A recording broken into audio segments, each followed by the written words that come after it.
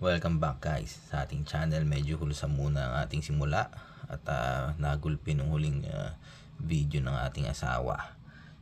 Pero bibigyan natin ng onting silip yan para sa inyo. Para ganahan naman tayo. Ganahan naman tayo mag-unboxing. So ngayon, ang unboxing natin mabilisan lang. Ang Devil Fruit Collection Volume 1. Tignan natin kung ano mga laman nito.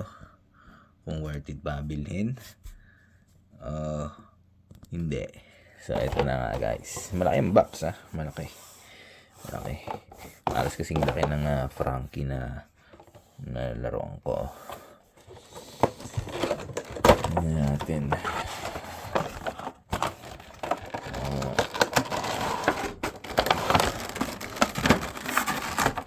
Malaki nga.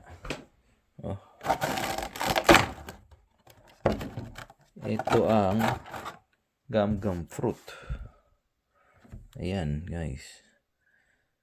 Ayan ang laman. Ayan ang laman ng box. Isang replicang gum fruit. So okay din guys. Okay din bilhin. Kasi kung ang anong purpose nito card case. Natanggal ang ulo. Ano to binubuksan? Ganun lang. Uy. May laman pala ito sa loob. Hindi ako nabalitaan. Meron palang dalawang OPO4. Isang OPO3 at isang Don card. Si Luffy nung bata at ano to? Card protector guys. Na gum fruit texture protection para sa inyong mga cards. Okay.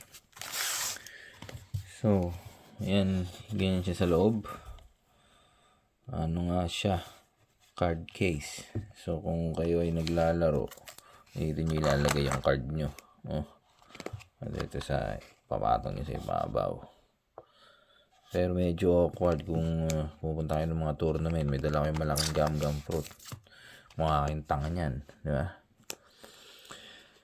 Kung ako, gagawin ko guglue ko na lang. Display ko na lang sa mga iba kong laruan. Guys. So next time, papakita ko sa inyo collection ko. Hindi naman ganun kalakihan. Pero pwede na. Ano lang tayo. Low key collector lang tayo. Hindi tayo ng mga bang malakihan. So, yun ang laman. Maganda rin tayo. Sana swertihin tayo sa pack na to. Simulan natin sa OPO4 dahil isa lang ang OPO3. Sana swertihin tayo. Pag siniwerte, okay.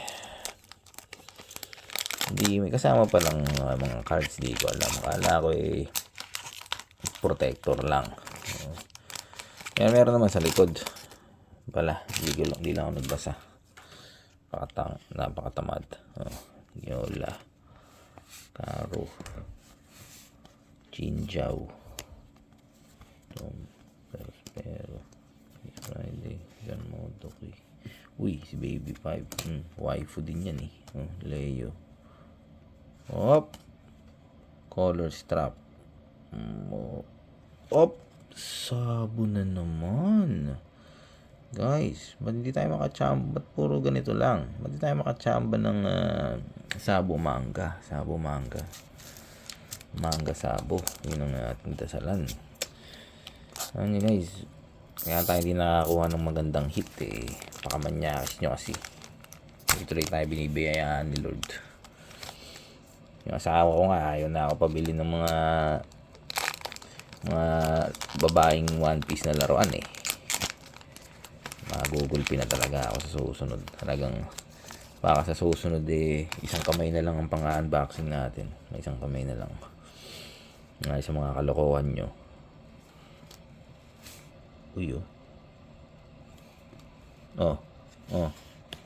Sa mga mahilig sa mga chunky dyan, sa mga mahilig sa chunky, Albida go to nyo.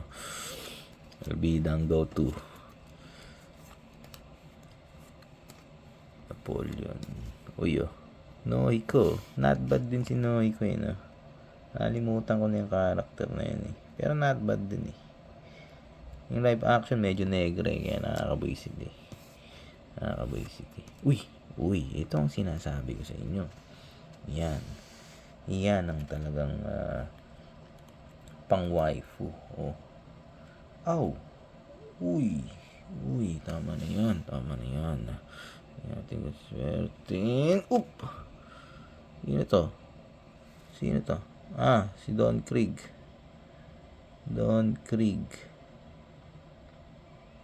Hindi na masama. Don Krieg. At isang Don card. Walang kasilbi-silbi. Sana talaga swertihin. Sana swertihin tayo ngayon. Susunod, magdasal-dasal nga muna tayo bago tayo mag-unboxing. Ano yung nakaka-addict yung tunog ng ano yun, no? Pagbukas ng plastic. Hindi ko alam.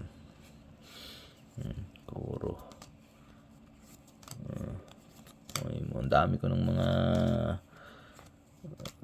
walang kwentang tapong cards. Ang gagawin ko kaya rito, sunugin kaya natin, guys, o pamigay natin. Leader card, queen, no? Leader card. Who's who? Siya yung may nagpo-protect sa gum fruit, eh, kaso ninakaw ni Red Hair siya kasi.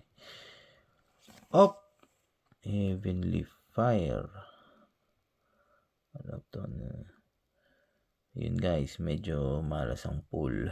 Ang nakuha lang natin Sabo na hindi man lang manga at Krieg at ang gum collection na to, ang gum fruit collection. Okay na din. Okay, para sa akin okay pang display. Kung akong tatanungin, igugulo ko na lang to at i-display ko na lang. Okay, yun, guys, thank you. Dito na muna magtatapos ang ating vlog. Kung gusto nyo uling sumilip ng one last time, pagbibigyan ko kayo bago dumating ang aking asawa. Eto na.